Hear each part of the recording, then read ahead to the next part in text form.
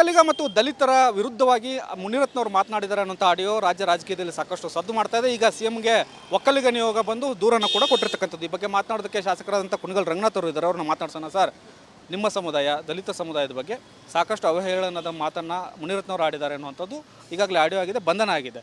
ಕ್ರಮ ಆಗುತ್ತಾ ಸರ್ಕಾರದಿಂದ ಅಂತ? ಮೊದಲನೇದಾಗಿ ನಾನು ಸಮುದಾಯ ಜಾತಿ ಇದ್ರ ಬಗ್ಗೆ ಹೇಳೋದ್ಕಿಂತ ಒಂದು ಹೆಣ್ಣು ಮಗಳನ್ನು ಮಂಚಕ್ಕೆ ಬನ್ನಿ ಅಂತ ಹೇಳೋಂಥ ಒಬ್ಬ ಶಾಸಕ ಕರ್ನಾಟಕದ ರಾಜಕೀಯದ ಇತಿಹಾಸದಲ್ಲಿ ಮೊದಲನೇ ಸಲ. ಇದನ್ನು ಹಳ್ಳೀಲಿ ಗ್ರಾಮಾಂತರ ಪ್ರದೇಶದಲ್ಲಿ ನಮ್ಮ ಮಹಿಳೆಯರೆಲ್ಲ ನೊಂದ್ಕೊಂಡು ಬಿಟ್ಟಿದ್ದಾರೆ. ಅದನ್ನು ಆ ಧ್ವನಿನ ನಾವು ಹೇಳಲಿಕ್ಕೋಸ್ಕರ ಇವತ್ತು ನಮ್ಮ ಸಮುದಾಯದ ಜನಾಂಗದವರು ಭಾಳಷ್ಟು ನೋವನ್ನು ಅನುಭವಿಸ್ತಾ ಇರೋಂಥದ್ದು ಒಂದು ಕಡೆ. ಆದರೆ ದಲಿತರ ಬಗ್ಗೆ ಇಷ್ಟು ಅವಹೇಳಕರವಾದಂಥ ಮಾತುಗಳನ್ನು, ಇಷ್ಟು ಅಸಭ್ಯವಾದಂಥ ಮಾತು, ಅವಾಚ್ಯವಾದಂಥ ಮಾತು, ನಿಂದನೆನ ಆ ನೋವನ್ನು ಹೇಳಲಿಕ್ಕೆ ನಾವು ಮುಖ್ಯಮಂತ್ರಿಗಳ ಮುಂದೆ ದೂರನ್ನು ಹೇಳಲಿಕ್ಕೆ ಬಂದಿದ್ದೋ, ಹಾಗೂ ಕಠಿಣವಾದಂಥ ಕ್ರಮನ ತೆಗೆದುಕೋಬೇಕು ಅಂತ ಇವತ್ತೆಲ್ಲ ನಾವೆಲ್ಲ ನಿಯೋಗದಲ್ಲಿ ಮೂಲಕ ಬಂದಿದ್ದೇವೆ. ಮುನಿರತ್ನ ಬಂಧನ ಆದರೆ ಅಥವಾ ಮುನಿರತ್ನದ ಕೇಸ್ ಆಚೆ ಬಂದರೆ ಡಿ.ಕೆ. ಬ್ರದರ್ಸ್ ಮೇಲೆ ಆರೋಪ ಬರ್ತಾ ಇದೆ. ಡಿ.ಕೆ. ಬ್ರದರ್ಸ್ ಇದರ ಹಿಂದೆ ಕುಮ್ಮಕ್ಕೆ ಕೊಡ್ತಾ ಇದ್ದಾರೆ ಅಂತ ತಾವು ಕೂಡ ಅವ್ರ ಸಂಬಂಧಿಗಳು ಏನು ಹೇಳ್ತೀರಿ? ಎಲ್ಲ ವಿಚಾರಕ್ಕೂ ಡಿ.ಕೆ. ಶಿವಕುಮಾರ್ ಸಾಹೇಬ್ರ ಹೆಸರನ್ನು ಬಳಸ್ಕೊಳೋಂಥದ್ರಲ್ಲಿ ಅರ್ಥ ಇಲ್ಲ ಅಂತ ಅನ್ಕೋತೇನೆ. ಯಾಕೆಂದರೆ ಇದು ಆಗಿರೋಂಥ ವಿಚಾರ ಆಡಿಯೋದಲ್ಲಿ ಮುನಿರತ್ನ ಅವ್ರಿಗೆ ಡಿ.ಕೆ. ಶಿವಕುಮಾರ್ ಸಾಹೇಬ್ರು ಹೋಗಿ ಈ ಥರ ಮಾತಾಡೋ ಅಂತ ಹೇಳಿದಾರ, ಈ ಥರ ಬೈಯು ಅಂತ ಹೇಳಿದಾರ, ನಮ್ಮ ಸಮಾಜದ ಬಗ್ಗೆ ಈ ಥರ ಮಾತಾಡೋದಂದ್ರೆ ಎಷ್ಟು ಸಲ ಸಹಿಸ್ಕೋಬೋದು? ಇವತ್ತು ಕುಮಾರಸ್ವಾಮಿ ಅವರು ಇವತ್ತು ಎಲ್ಲ ಸಮುದಾಯದ ವ್ಯವಸ್ಥೆಯಲ್ಲಿ ನಾನು ಮಣ್ಣಿನ ಒಕ್ಕಲಿಗ ಮಗ ಅಂತ ಹೇಳೋಂಥವ್ರು ಏನು ಮಾಡ್ತಾ ಇದ್ದಾರೆ? ಒಂದೇ ಒಂದು ಮಾತು ಸಹ ಆಡ್ತಾ ಇಲ್ಲ ಅವರು. ಇದ್ರ ಬಗ್ಗೆ ಹಳೆ ಸ್ನೇಹಿತ ಅಂತ ಮಾತಾಡ್ತಾ ಇಲ್ವಾ? ಈ ವಿಚಾರದಲ್ಲಿ ಒಕ್ಕಲಿಗರಿಗೆ ಕ್ಷಮಿಸಲ್ಲ ಅನ್ನೋ ಮಾತನ್ನು ಹೇಳಲಿಕ್ಕೆ ಇಚ್ಛೆಪಡ್ತೇನೆ ನಾನು. BJP ಮತ್ತು JDS ಒಕ್ಕಲಿಗ ನಾಯಕರು ಮತ್ತು ದಲಿತ ನಾಯಕರು ಪರೋಕ್ಷವಾಗಿ ಮುನಿರತ್ನಗೂ ಬೆಂಬಲ ಇದೆಯಾ ಅಂತ ಸರ್ ಈ ಮಾತನಾಡೋಕ್ಕೆ? ಅದೇ ವಿಚಾರಕ್ಕೆ ಅಶೋಕ್ ಅವ್ರನ್ನು ಮತ್ತು CT ರವಿನ ಕೇಳಬೇಕು ಅಂತಿದ್ದೀವಿ. ಅವರು ಪ್ರತಿಯೊಂದು ವಿಚಾರಕ್ಕೂ ಮುಂದೆ ಬಂದು ನಾವು ಆ ಸಮಾಜ ಈ ಸಮಾಜ ಅಂತ ಹೇಳ್ತಾರೆ. ಇವತ್ತು ಒಕ್ಕಲಿಗರ ಹೆಣ್ಣುಮಗಳ ಬಗ್ಗೆ ಮಂಚಕ್ಕೆ ಕರೀತಾರಂಥ ಮಾತನ್ನು ಯಾವ ರೀತಿ ಸಮರ್ಥಿಸ್ಕೋತಾರೆ? ಅದೇ ರೀತಿ ಇವತ್ತು BJPಲಿ ಇರೋಂಥ SC ಜನಾಂಗದ ಮುಖಂಡರುಗಳು ದೀನ ದಲಿತರ ಬಗ್ಗೆ ಇಷ್ಟು ಅಸಹ್ಯವಾಗಿ ಅಸಂವಿಧಾನಿಕವಾದಂಥ ಮಾತುಗಳನ್ನು ಸಮರ್ಥಿಸ್ಕೊಳ್ಳೋಂಥದ್ದು ಬೇಕಾ ಅನ್ನೋದನ್ನು ಜನರು ಕೇಳೋಂಥ ಪ್ರಶ್ನೆ ಮುಂದಿನ ದಿನಗಳ ಬರುತ್ತೆ ಅನ್ನೋದಕ್ಕೋಸ್ಕರ ನಿಮ್ಮ ಮೂಲಕ ಹೇಳಲಿಕ್ಕೆ ಇಷ್ಟಪಡ್ತೇನೆ ನಾನು. ಸರ್, ಈ ಕಾಂಗ್ರೆಸ್ ಪಕ್ಷದ ಈ ಹೋರಾಟ ಇಲ್ಲಿಗೆ ನಿಲ್ಲುತ್ತಾ? ಮುಂದೆ ಯಾವ ರೀತಿಯಾಗಿ ತೆಗೆದುಕೊಂಡು ಹೋಗ್ತೀರಿ? ಇಲ್ಲ, ಇದನ್ನು ನಾವು ಸಹಿಸ್ಕೊಳ್ಳೋಕ್ಕಾಗೋದಿಲ್ಲ. ಮುಂದಿನ ದಿನಗಳಲ್ಲಿ ದೊಡ್ಡ ಮಟ್ಟದ ಹೋರಾಟ ತೆಗೆದುಕೊಂಡು ಹೋಗ್ತೇವೆ. ನಾವು ಸಹ ನಮ್ಮ ಅಧ್ಯಕ್ಷರು ಬರಲಿಕ್ಕೆ ಕಾಯ್ತಾ ಇದ್ದೇವೆ. ಇವತ್ತು ಬರ್ತಾರೆ, ನಾಳೆಯಿಂದ ಇದು ದೊಡ್ಡ ಮಟ್ಟದ ನಮ್ಮ ಒಕ್ಕಲಿಗರ ಹೆಣ್ಣು ಮಕ್ಕಳ ಧ್ವನಿನ ಮತ್ತು ದಲಿತರ ಧ್ವನಿಗಳನ್ನು ಮುಂದೆ ತೆಗೆದುಕೊಂಡು ಹೋಗೋಂಥದ್ದು ಮುಂದಿನ ದಿನಗಳಲ್ಲಿ ಆಗುತ್ತೆ ಅನ್ನೋ ಮಾತನ್ನು ಹೇಳಲಿಕ್ಕೆ ಇಚ್ಛೆಪಡ್ತೇನೆ ನಾನು. Thank you sir. ಇದಿಷ್ಟು ಶಾಸಕರಾದ ಕುಣಿಗಲ್ ರಂಗನಾಥ್ ಅವರ ಮಾತು. ಈ ಹೋರಾಟ ಇಲ್ಲಿಗೆ ನಿಲ್ಲಲ್ಲ. ಮುನಿರತ್ನವರ ಮಾತನಾಡಿದಂಥ ಮಾತನ್ನು ಯಾರೂ ಕೂಡ ಕ್ಷಮಿಸೋಕ್ಕೆ ಸಾಧ್ಯ ಇಲ್ಲ. ಇದಕ್ಕೆ ತಕ್ಕವಾದಂಥ ಕ್ರಮ ಆಗುವವರೆಗೂ ಕೂಡ ಹೋರಾಟ ಮುಂದುವರಿಯುತ್ತೆ ಅನ್ನೋಂಥ ಮಾತನ್ನು ಹೇಳ್ತಾ ಇದ್ದಾರೆ. ಕ್ಯಾಮರಾಮನ್ ಲಕ್ಷ್ಮೀಪುತ್ರ ಜೊತೆ ಬಸವರಾಜ್ ಸಂತಿಮಠ, ರಿಪಬ್ಲಿಕ್ ಕಡೆ, ಇದು ನಿಮ್ಮ ಧ್ವನಿ.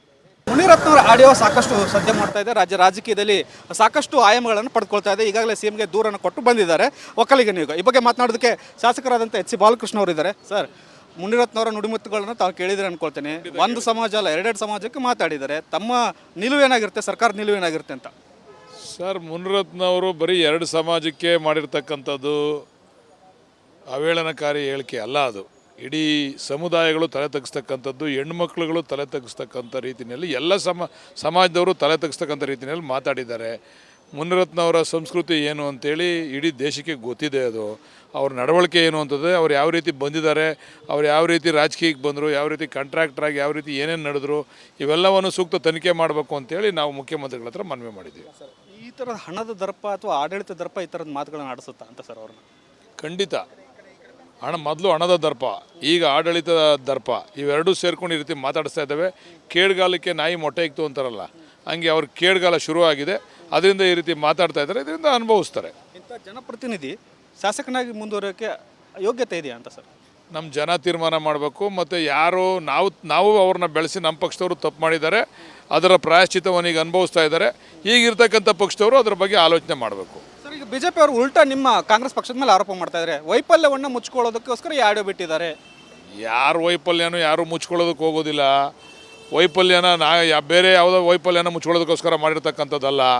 ಅವನು ಮಾಡಿರ್ತಕ್ಕಂಥ ಅವನ ನಡವಳಿಕೆನ ನಾವು ತನಿಖೆ ಮಾಡಬೇಕು, ಅವನ ಮೇಲೆ ಸೂಕ್ತ ಕ್ರಮ ತಗೋಬೇಕು ಅಂತ ಹೇಳಿದ್ವಿ ವಿನ BJP ಅವ್ರಿಗೆ ಇನ್ನೇನೂ ಇಲ್ಲ.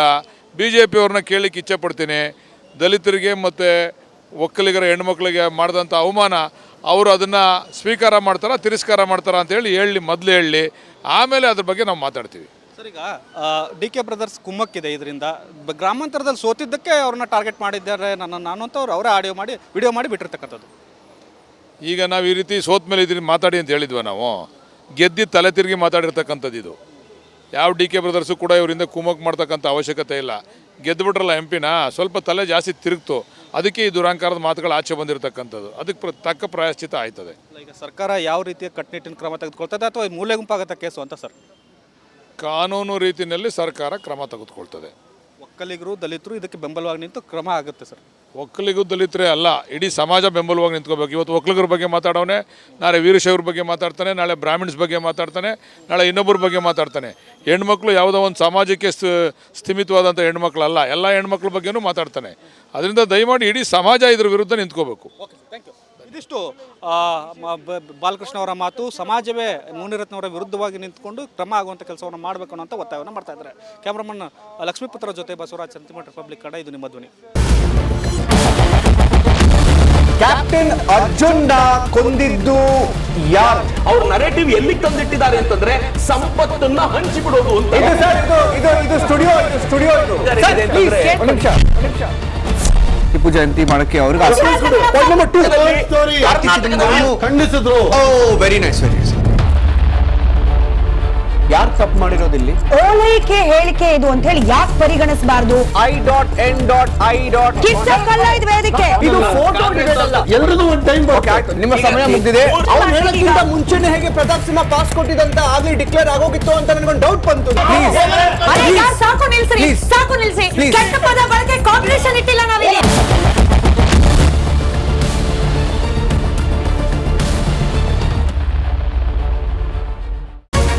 ರಿಪಬ್ಲಿಕ್ ವರ್ಡ್ ಆಪ್ ಇದು ಕೇವಲ ಅಪ್ಲಿಕೇಶನ್ ಅಲ್ಲ, ಸಮಗ್ರ ಸುದ್ದಿಗಳ ಸಂಪರ್ಕ ಮಾರ್ಗಕ್ಕೆ ಕ್ರಾಂತಿಕಾರಿ ಬದಲಾವಣೆ. ರಿಪಬ್ಲಿಕ್ ವರ್ಡ್ ಆಪ್ ಕೇವಲ ಸುದ್ದಿ ಅಪ್ಲಿಕೇಶನ್ ಪರಿಚಯಿಸ್ತಾ ಇಲ್ಲ, ಬದಲಾಗಿ ಡಿಜಿಟಲ್ ಸುದ್ದಿ ಬಳಕೆಯ ಹೊಸ ಯುಗಕ್ಕೆ ನಾಂದಿ ಹಾಡ್ತಾ ಇದೆ. ಇದೊಂದು ಬ್ರೇಕಿಂಗ್ ನ್ಯೂಸ್, ಪ್ರಭಾವಶಾಲಿ ಕಾರ್ಯಕ್ರಮಗಳಿಗೆ ಗಟ್ಟಿಯಾದ ನ್ಯೂಸ್.